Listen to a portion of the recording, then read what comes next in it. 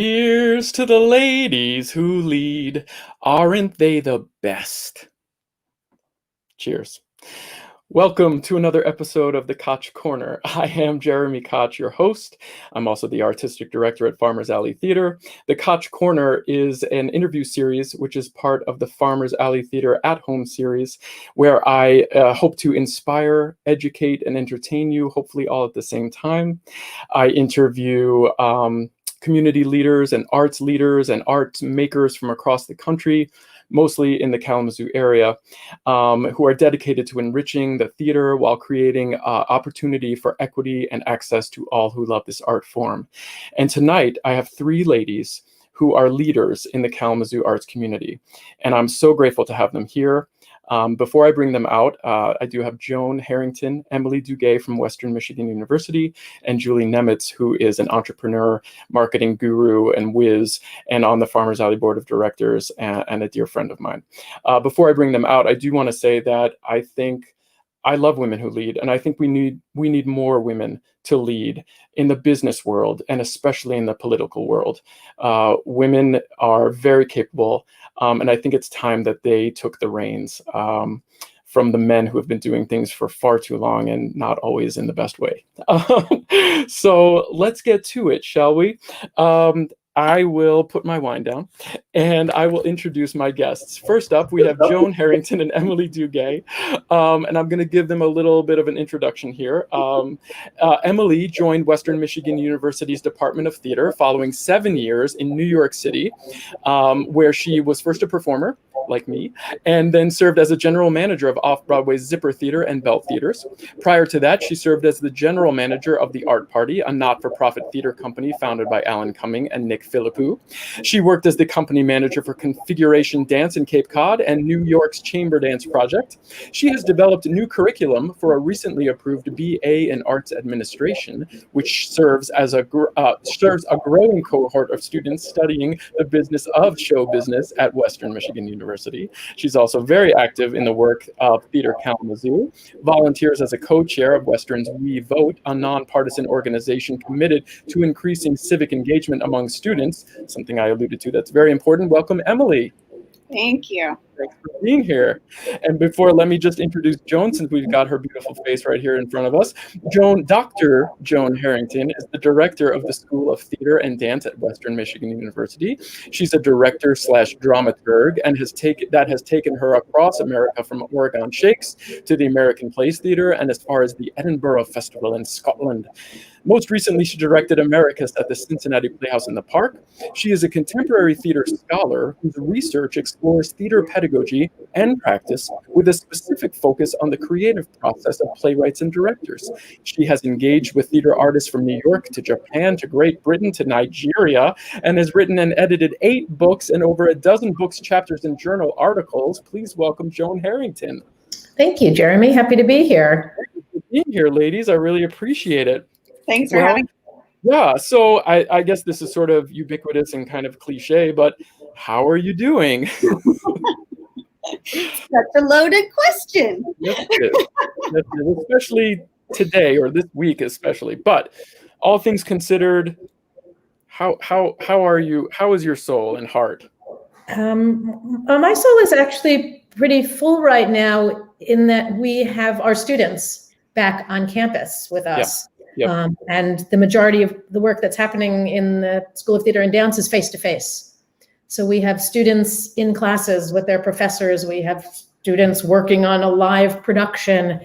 And that is very, very exciting. It is. For me. It's just really exciting to have them back. Absolutely. That's got to give you sort of a boost, right? Huge. The energy that comes from them is tremendous. Absolutely. I'm always looking for silver linings, and that seems to be one of them. Emily, what about you? Anything specific that you can point to? Yeah, we're very lucky. I'm very lucky here at work that we're busy and feel some pieces of normalcy, and I'm very lucky at home. So I can't complain. Right? Great. Well, you know, I wanted to, before we get to, you alluded to the students, and I wanted to get to the major production that's happening at Western right now, Sunday in the Park with George. But before we get there, I thought maybe we'd go just a little bit back to the career path that led you to Western, and to be, you know, two of the brilliant women that's leading this university arts program. So, Joan, let's start with you. How did you come to be here in Kalamazoo? Oh, let's see. I began my career in New York working as a director. Okay. And did that for a number of years, ran a theater company in New York, and then had an opportunity to get into the film business. I produced a play in New York and directed it by a Hollywood screenwriter, and we paired up, and I produced my first feature film, which was a script he wrote, and I spent about 7 years in LA working in the film business. Awesome. And desperately missing theater every minute of it. And I'm such a geek that I got my PhD while I was working in the film business, because it was just fed my soul in the midst of all of that other stuff that happens there. And when I finished my degree, I decided that I was done with the film business. I'd had more than enough, and ended up in Kalamazoo. I'd only lived in New York and California. I had that New Yorker map where Pennsylvania and Colorado meet in the middle of the country. So the whole Midwest does not exist in that map. So when I moved to the Midwest, it was a real change for me. And this is my 25th year at Western. Wow. Congratulations. That's quite a milestone. That's awesome. Well, now I guess that your experience in New York and LA and your experience in film probably, you know, feeds your leadership skills as a theater person, right? I certainly think having worked as a producer, both in theater and film, and then having come into academia, allowed me to have a different skill set than someone who just comes up as a professor exclusively. Right. Awesome. So, Emily, tell us a little bit about your path. How did you come to be here at Western and in Kalamazoo? Yeah, well, it's an interesting one. I was working in New York, and at the time was general managing the Zipper Factory, which is a complex of a couple different theaters. And I was pregnant, and my son was born very prematurely and out of town. So we were out of the city visiting family, had a baby, and we were in the hospital for a couple months. So so upon returning to the city, we found ourselves in a different place. I think we thought we would leave the city eventually, but maybe not quite so soon. So I just started applying for jobs and was looking mostly in New York and in the surrounding area, but started finding these positions in higher education, which was not something I was familiar with at all, not something that I had ever considered for myself. It was just in search of opportunities. So Joan met me in New York for my first interview, and then she brought me here, and then my husband, and he had been in New York for 25 years at the time. You know, it was a huge decision. We just picked up and left with our 6-month-old tiny baby, and moved to Kalamazoo. We didn't know anybody, and found a home here. And you know, it all feels very meant to be, right? You know, now. Tell us a little more about what specifically you do at Western. Yeah, so I'm the director of theater arts management position. It's an unusual position on campus in that I have an administrative load. I do a lot. I do all of the communication and marketing and PR for both the production program and recruiting for the department, and then assist with the fundraising and development, and manage sort of front of house and box office, but I have a program of students that are studying to be arts administrators. So I teach, I mentor this fabulous group of students who are studying now to be visual art, music, dance, theater administrators. And so it's a mixed bag. Yeah, it's amazing. Yeah. And it's so inspiring though, right? To like be sort of molding the next generation of theater makers, right? I mean, I'm so used to, you know, when I come across Western students, quite often they are performers, you know, and this is so different, right? Where you're actually trying to shape the next executive director or artistic director, right? That's right. Yeah. And there are many undergraduate programs. So, you know, it they get a lot of opportunity here, both on campus and off campus, with the amount of work that there is in the community. Sure. So great. Yeah. Love it. Now, Emily, Joan, you had a recent change, right, in your position. Can you tell us a little bit about that?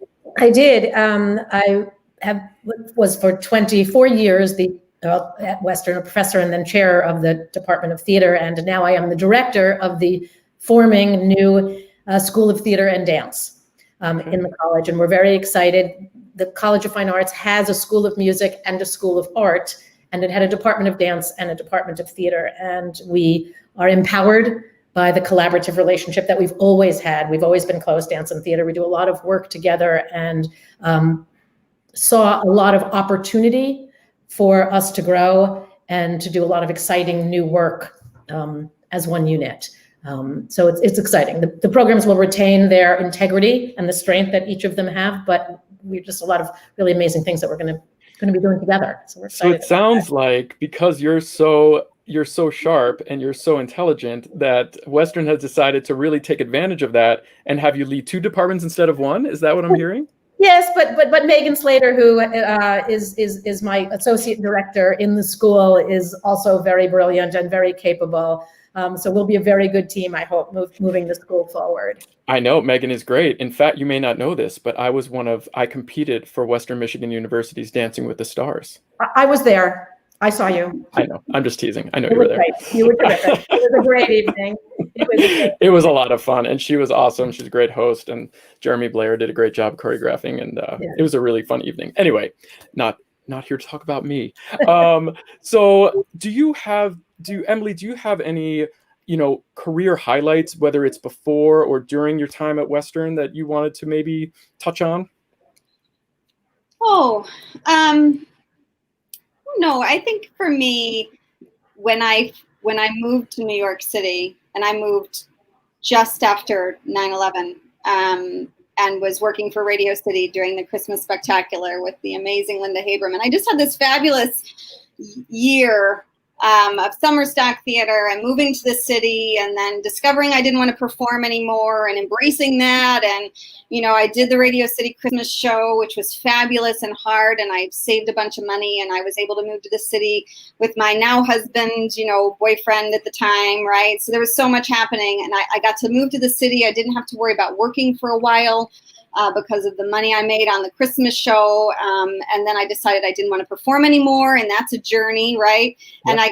And I just dove into volunteering for whatever I could, which led me to the art party and the work at the Zipper Factory. So that period of my life, being put up in hotels to do the Radio City show and having costumes custom made for me. I mean, I just had this whirlwind after graduation. And I was in a completely different place a year later.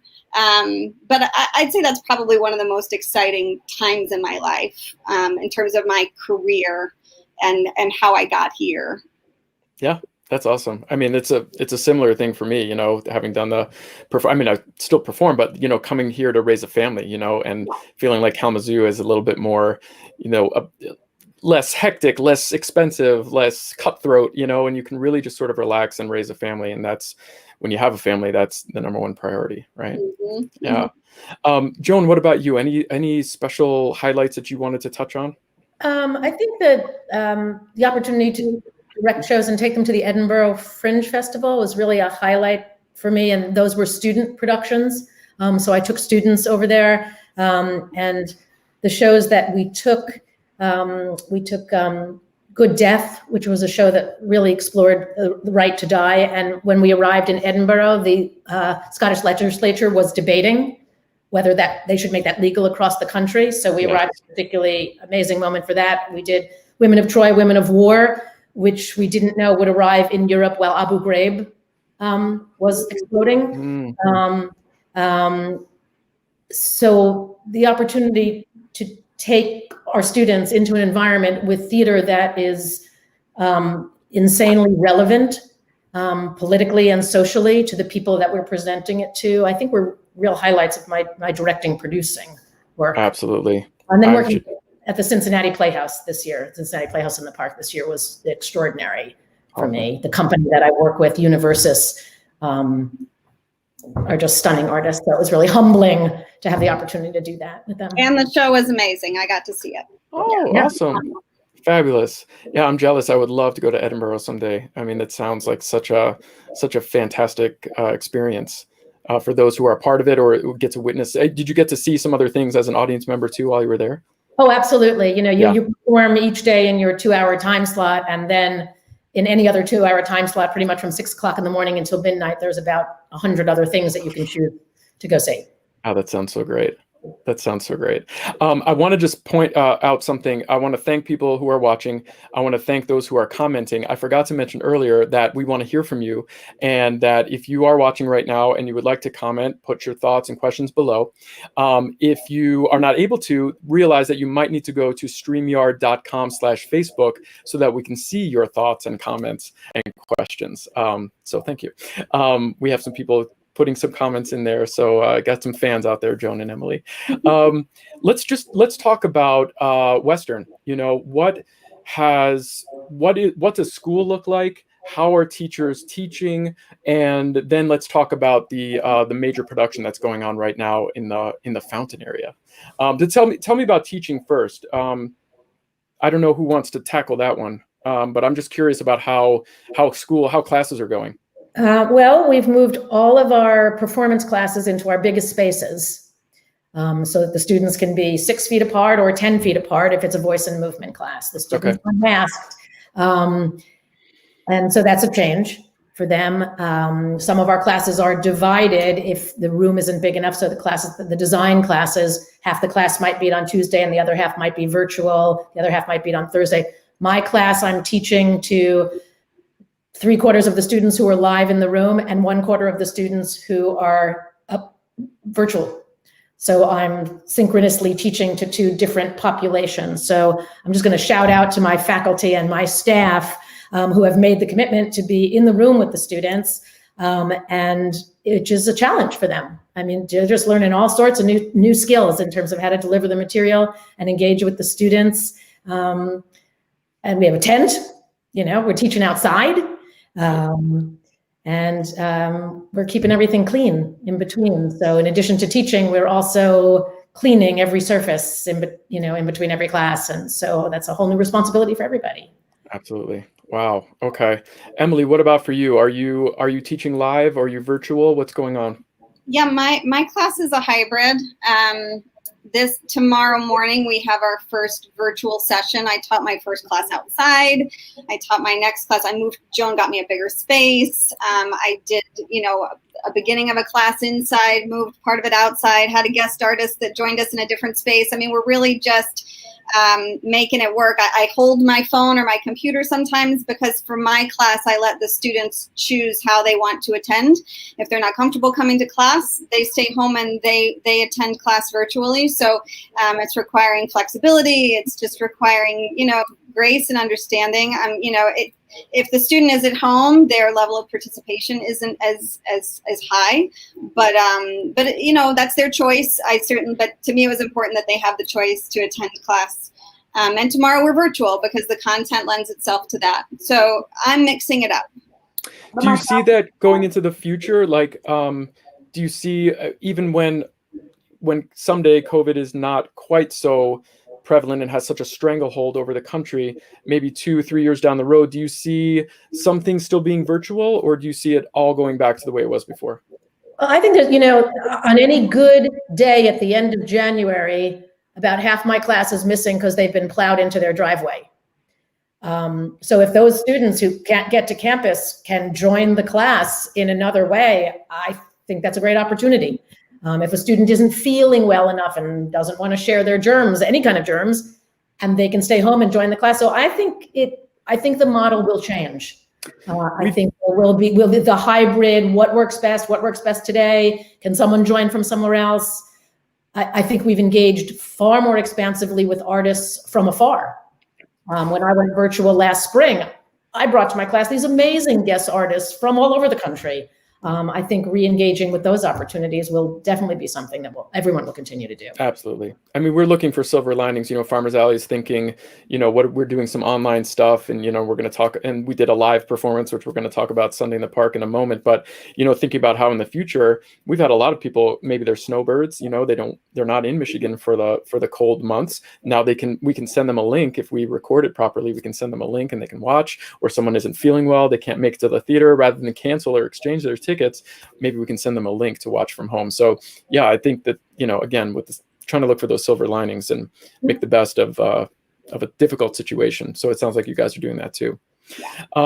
Okay, Joan, tell me about Sunday in the Park. We have some pictures here that we can sort of look at while you describe how you went from, this was supposed to be done back in March or April, right? This was our season closer, and it was in rehearsal for 2 weeks when we got shut down.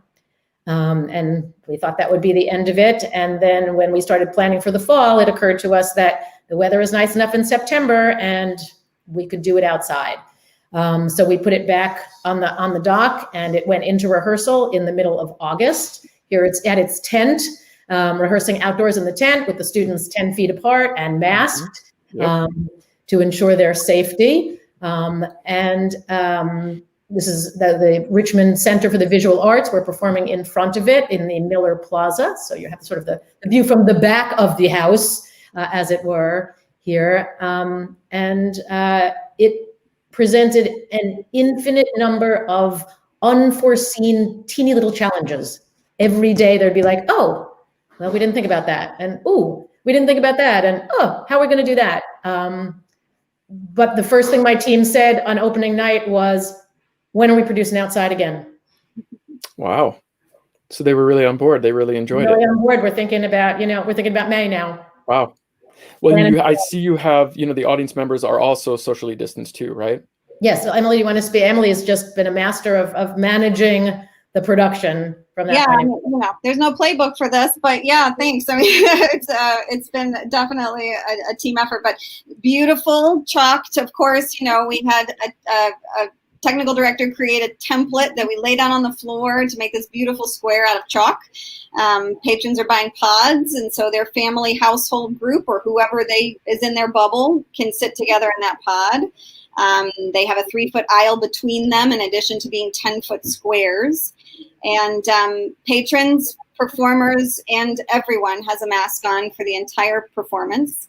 And I know from our patrons who came last weekend, who have been largely in quarantine, since March, felt really comfortable and felt really safe. So that's amazing. It means a whole lot to us, and it feels great. So got a comment from Patrick here. It's his favorite show, and he thinks it's a creative and innovative way of doing the show. So, and that's the best part of it, right? Everyone's feeling starved for live entertainment, and there's also the idea that we need to bring some positivity, right? Some love and light and music and art. And this show is all about creating art, right? So it does really feel like a really appropriate show to be doing at this difficult time, and a way to bring people together. What have audiences been saying? They're thrilled. I mean, they're just so grateful. I think, and it sounds amazing. I know everyone I spoke to after the first weekend, just very excited and impressed by the whole experience, because it's not just about the show. They sound amazing, but you're in this outdoor setting, and in the evening, the lights of the courtyard and the sounds of nature all around you. I mean, it's pretty magical, and the music is beautiful. It's special. Yeah, music by Stephen Sondheim, which I'm going to talk about. We're doing a Broadway battle on Sunday about a Sondheim edition. He's my personal favorite. So yes, I'm actually looking forward to coming to see the show myself. Interesting note that a lot of artists are allowing their work to be contracted, to be presented virtually. That was not an option with this show. So if something had gone south and we weren't able to present it live, we would not have been able to film it and share it that way. Wow. Yeah, there's a lot of tricky situations like that arts theater makers like us have to sort of work around. And it sounds like knock on wood, you guys have had a really, the stars have sort of aligned, right? Because we're not used to doing things outdoors, are we? So you were able to really tackle that with grace and with intelligence and execute it, and audiences are enjoying it, and we're bringing some art and beauty to Kalamazoo. So I applaud you for that.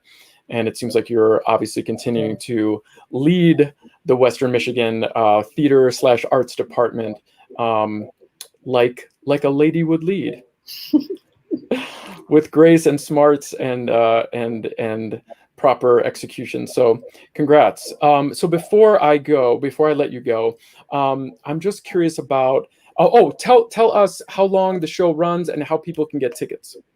Through October 4th. We started tonight with another weekend of performances. So Thursday, Friday, and Saturdays at 7 and Sundays at 2 for this weekend and next weekend. And tickets are at WMUtheater.com or wmich.edu/theater. Excellent. We've got the banner there for our viewers to see and jot it down. Go there right now, get some tickets, and go support Western Michigan University, support local theater, support art, and it seems like you're going to be in for a real treat. Before I let you go, I just was wondering, I always ask each guest, other than theater or art, where do you look for inspiration? Emily, what's giving you hope right now in this difficult time? Yeah, such a complicated question right now in this very moment. But I was thinking about this. I really think that I'm finding it in people who are persevering, people who are using their pain for progress. That's where I'm finding inspiration right now. Yeah. Great. Joan, what about you? I think people who are, particularly young people, who are being flexible. I heard a great story on NPR. It was an interview with a 3rd grade teacher from the Grand Rapids area today, just talking about how her 10-year-olds were adjusting and making it work and embracing the opportunity that they were having to go to school. And I think if a good thing that comes out of this is that we are asking our young people and our young artists to learn to be more creative and more flexible and more innovative and more accepting, and to constantly look for, as you're doing, the positivity and the silver lining, then my hope for where we'll be on the other side is much stronger. Well, you've brightened my evening with those last words, and I look to be enlightened and entertained when I come to see Sunday in the Park with George at Western Michigan University. Joan and Emily, thank you so much for being here tonight and for sharing your wisdom and your insights and your thoughts.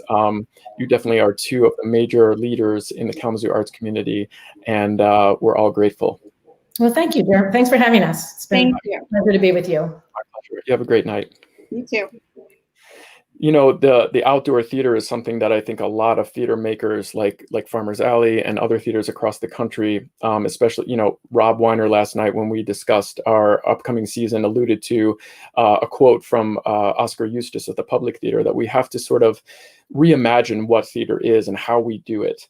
And think about outdoor performances or sort of, things in the park or, things that pop up theater, and taking down barriers, location barriers and financial barriers. And, that's something I believe strongly in, and Farmers Alley is going to be looking to do in the future. And one of the ways that we're doing that is online. And we're trying to bring theater to people digitally. And someone that has really helped us with that is my next guest. Julie Nemets is a familiar face to Farmers Alley Theater. To Farmers Alley Theater audiences, having starred in our 2019 Gala fundraiser concert, as well as you co-conceived, directed, and starred in Does Anybody Have a Map? Motherhood in Stories and Song this past January. Both shows broke all previous box office records for our Spotlight series. Julie is a member of our board of directors and is founder of the Playhouse Theater Marketing Academy, where she teaches theater organizations worldwide, including Farmers Alley Theater, how to make, move, and market content online using the latest in digital marketing and technology. And her newest venture is Creatives Going Digital, born out of her reaction to seeing so many creative organizations and creative people struggling since COVID. She works with artists, motivational speakers, and companies like Broadway Mentors Program and Compassionate Leaders Circle. Please welcome Julie Nemets. Hello. How are you? Looks like you're muted. You are muted. There you are. Thanks for unmuting me. Hello, Jeremy. Hi. How are you? Great. I felt like I needed to bring my partner with me tonight because I want to talk about ladies who lead. So I had to bring Moira. So let's give a toast to Moira, another lady who leads. I love you so much. You're my inspiration. So Moira's just next to me right here. If she has a comment, I'll let you know. Yeah, she'd sound something like, Julie, why am I in a candle? Candle. She's hysterical, the great Catherine O'Hara. Yes. I love her. Well, thank you for having me on your show. I'm Yes. thrilled to talk to you, and there's so much to talk about. There really is. And you are another leader in the arts community, whether it's on stage or off. The way that you are, consulting with theaters and trying to help them navigate this difficult time, it's crucial. And the way you've helped, guide Farmers Alley as well. We're grateful to you. So, yeah, thank you. Thanks for all you do. You're so welcome. And it's interesting because it was about a year ago right now where Nancy Stefanik and Whitney Weiner and myself were coming together to put the idea and the concept of Does Anybody Have a Map? Motherhood and Stories and Song together. And it was about that same time that I read a remarkable book called Hustle and Float. And it's by Rahif Harfouch. And she writes about the crisis in creativity. And the book is all about how to reclaim your creativity in a world that's obsessed with work.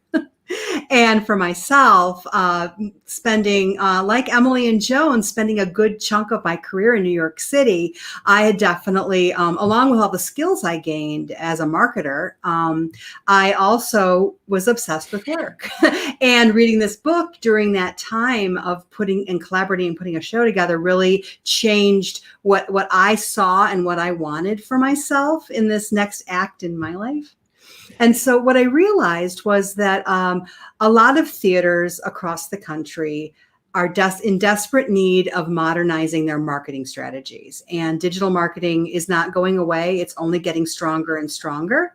And what I realized is that there are thousands and thousands of theaters all over the country that don't have the financial resources to hire large theater agencies to manage their marketing. Right, of course. They're incredibly award-winning regional theaters like Farmers Alley.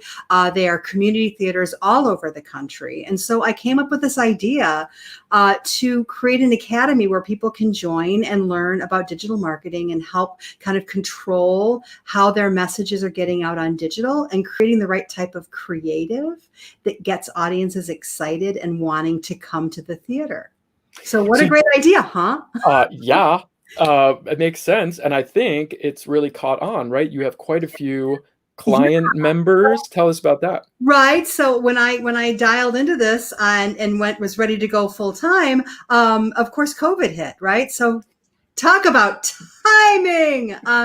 But by then I had amassed there are about 480 theaters in the academy. Wow. And then inside that academy, I have 38 theaters that I work with one-on-one. Okay.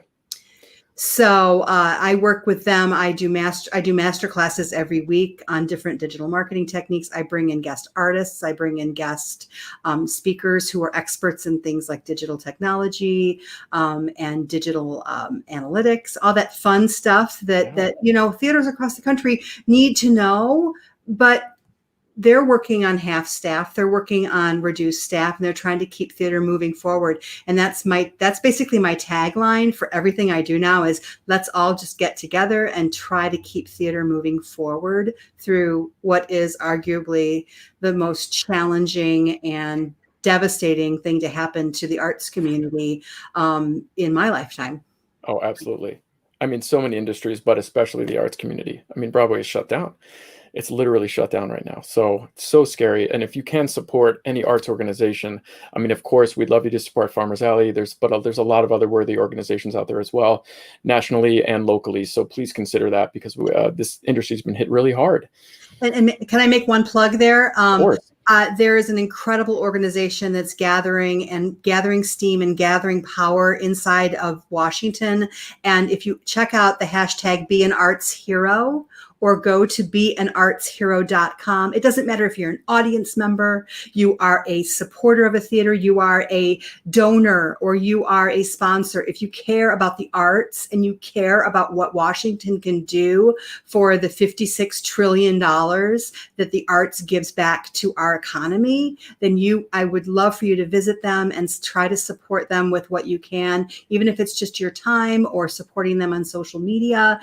It's really important that we have a voice in Washington and that we are not forgotten. Absolutely. So that's beanartshero.com. Correct. Wonderful. I love it. Yes. I mean, this is a major industry, right? We talk about, the auto industry was struggling and got bailed out, and the bank industry struggled in 2008 and got bailed out.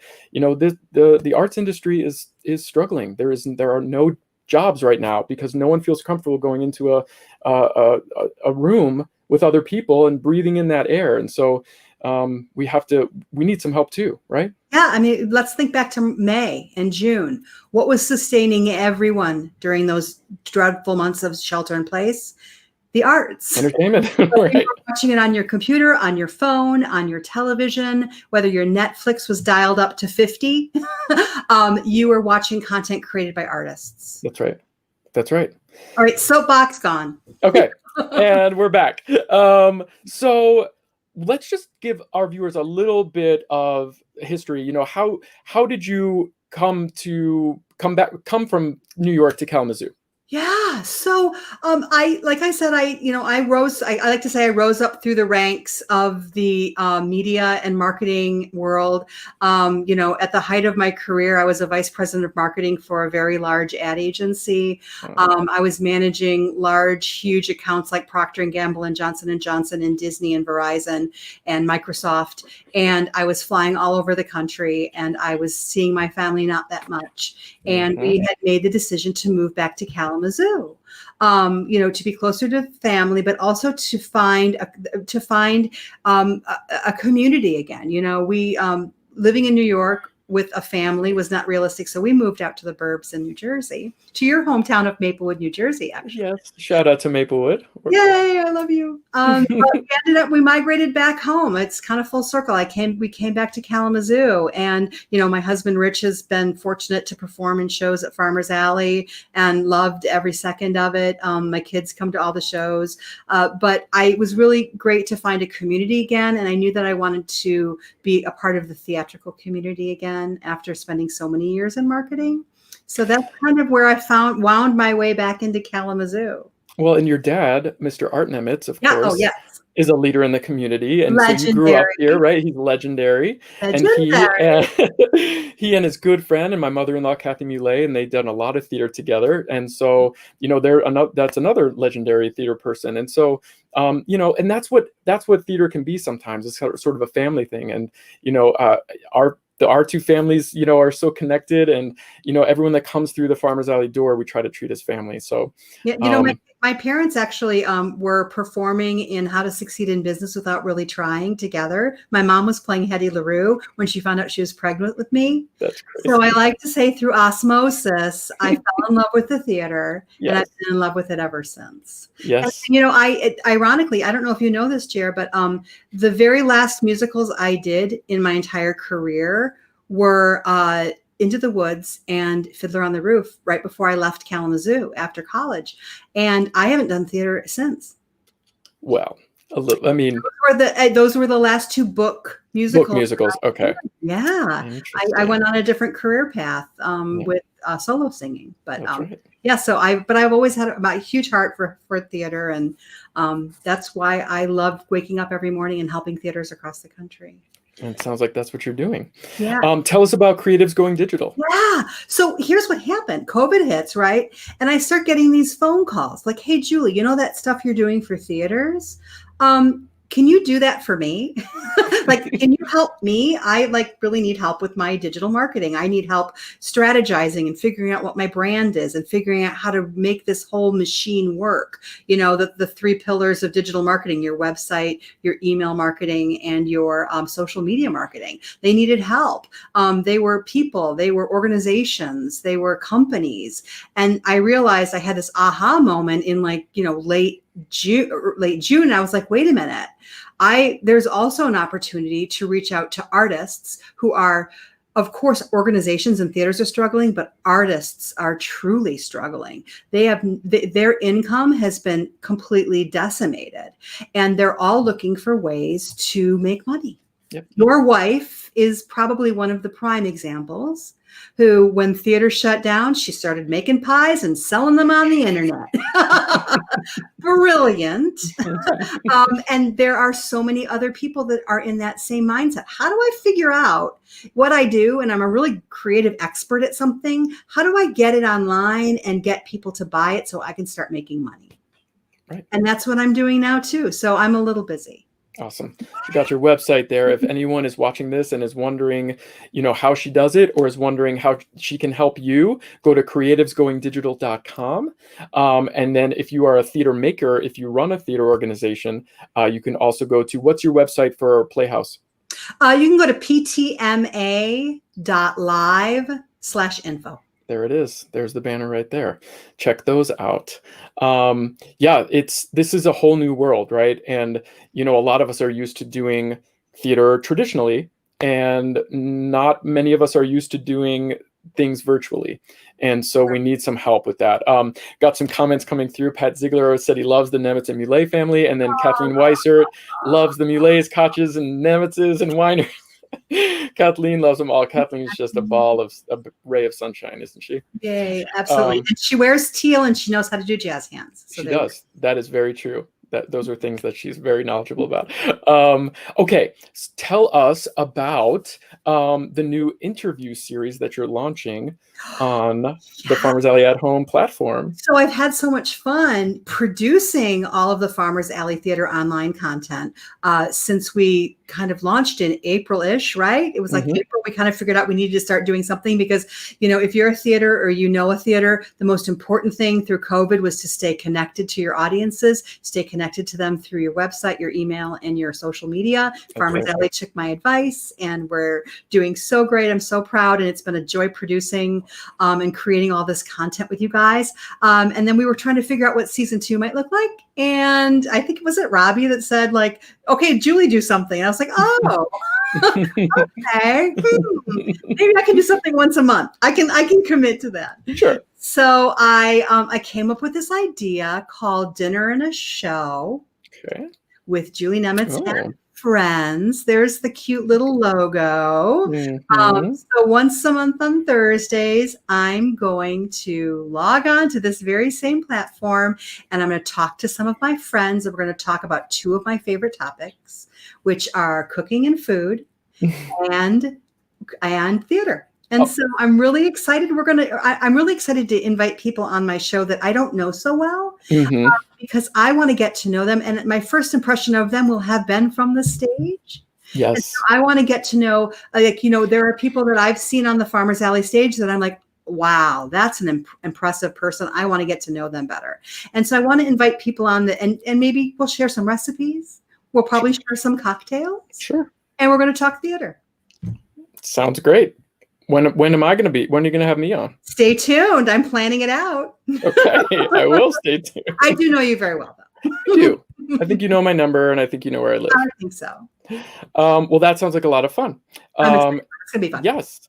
So let's looking forward, right, past that, sort of on a grander scale, where do you see the future of theater and arts going forward?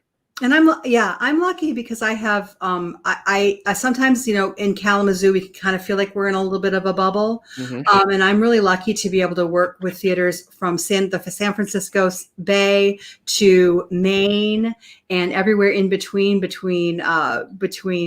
Tulsa, Oklahoma and Nashville, Tennessee. And I'm really seeing a wide scope of how theaters are managing through this crisis. And I can tell you, you said it earlier, Jer, digital is not going to go away, and it's going to become additive to what theaters can do once we're back in our spaces, because nobody wants to be in our spaces more than theater people. We all want to get back to that connection and that magic that we see happening.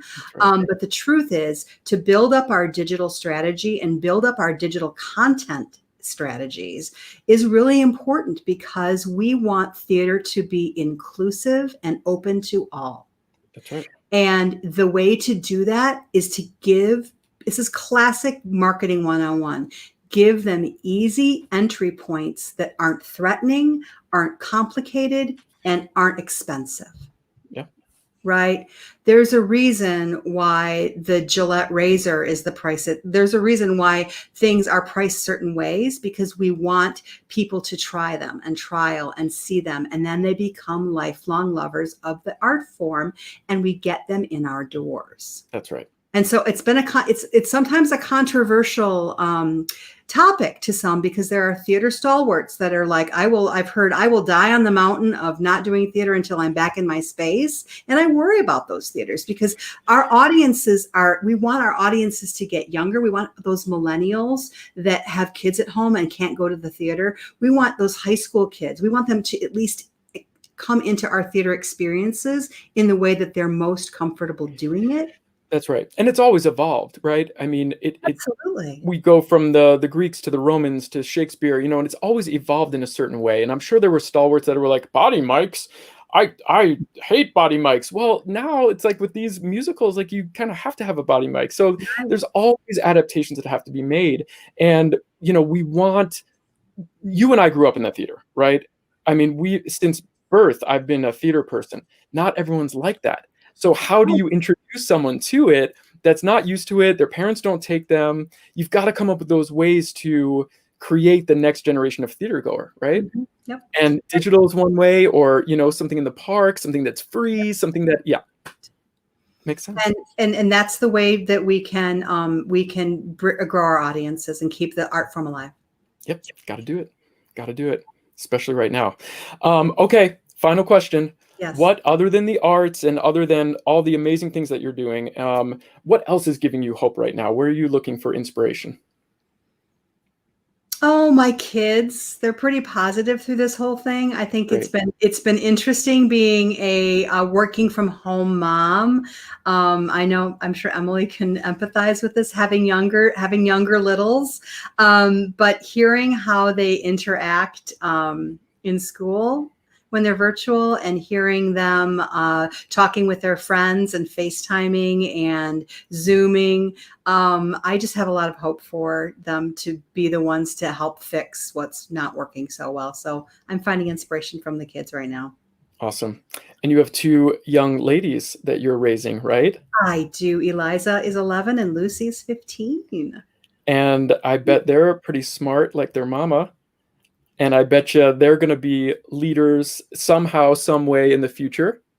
They have those tendencies, yes. Lucy wants to wants to write movies and direct, and Eliza wants to be on Broadway. So that's where we are right now. Great. Maybe someday she'll be an artistic director. Yeah, I can see that. Always looking for the next generation of ladies who lead. I think it's very important right now that new voices are brought to the table. In business, in politics, I want to see more women. I want to see more members of the BIPOC community leading organizations, getting elected into office. I think it's crucial right now in this day and age. So my soapbox is gone. Yeah, and I just like, for women out there, if you're listening, like if you think you're completely drained and depleted of energy, find 2 hours and find a way to volunteer and to help get people to the polls, help them vote, plan your vote, help your friends plan their vote, help us all together. And I think women, you're right, Jeremy, are gonna get this done. And we have to find those last few bits of energy we have and make something happen this next 40 days. Amen. Well, Julie, thank you. I'm feeling better. I honestly had a little bit of a rough day today, but talking to you and Emily and Joan, it's giving me hope and inspiration. So thank you for being here. Thanks again to Emily and Joan for having been here. Thanks to Hunter Pitch, who is our co-producer tonight and did a great job. So thank you, Hunter. And thanks to all of you for watching. What did you think? We want to hear from you. Please put your comments and questions in the comment section below. Who's someone you know that's a leader? Who would you like to see leading organizations? We'd love to hear from you. So thanks so much.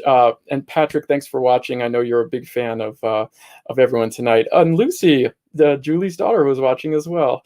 Good to see you, Lucy. So thank you. Up next at Farmers Alley, this Sunday, September 27th at 8 p.m., we have another Broadway battle filled with punches, kicks, and jazz hands.